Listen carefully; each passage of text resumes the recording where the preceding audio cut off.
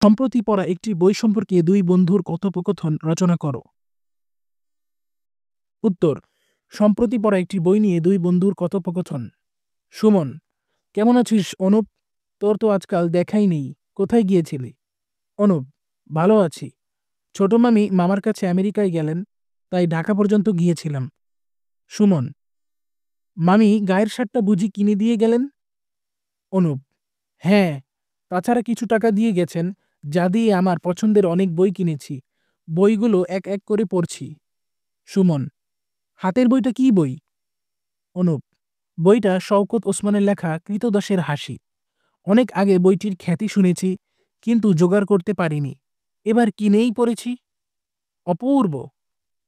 সু- সুমন: আমিও বইটির নাম শুনেছি। কি কাহিনী বলতো?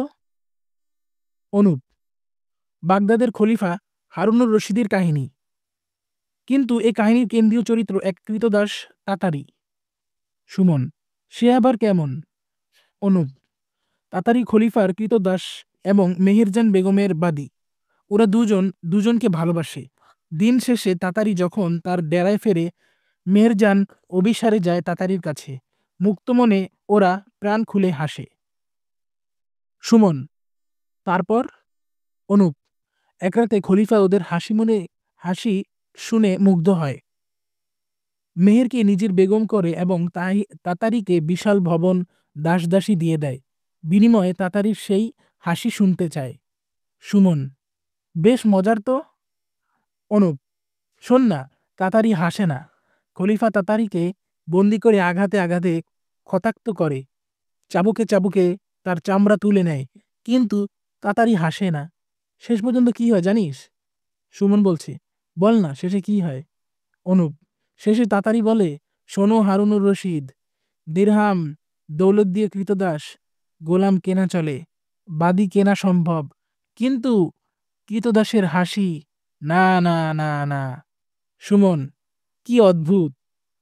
অনুপম: অর্থাৎ যে কৃতদাস, যার স্বাধীনতা থাকে না, সে কখনো হাসতে জানে না। সুমন: সত্যি তো। এমন করে তো এমন করে তো কখনো ভাবিনি। স্বাধীনতা না থাকলে হাসি আসবে থেকে? অনুপ: শওকত ওসমান এই উপন্যাসটি কোন পটভূমিতে লিখেছেন জানিস? শোন, আইয়ুব খান যখন আমাদেরকে সামরিক শাসন দিয়ে আমাদের কণ্ঠ স্বাধীনতা লোপ করে তখন। সুমন বলল, অপূর্ব। একেই তো বলে সৃজনশীল ক্ষমতা। তাই তো শিল্পী সাহিত্যিকেরা কলম যোদ্ধা। অনুপ: এটা মূলত প্রতীকী উপন্যাস, কারণ তাতারি চরিত্রের মধ্যে দিয়ে ঔপন্যাসিক একটি বিশেষ বক্তব্যকে উপস্থাপন করেছেন।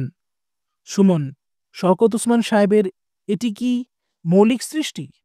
অনুপ: না, না, এটি আলিফ লায়লা ওয়া লায়লানের শেষ কাহিনীর বাংলা অনুবাদ।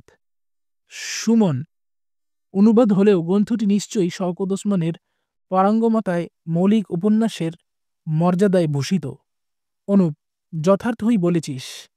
তাহলে বইটা আমাকে দে। নিজে না পড়লে তো পূর্ণ রস আস্বাদন করা যায় না। পড়া হলেই ফেরত দেব। অনুপ: আচ্ছা নে। সুমন: চলি তাহলে, ধন্যবাদ। অনুপ: আচ্ছা, আবার দেখা হবে।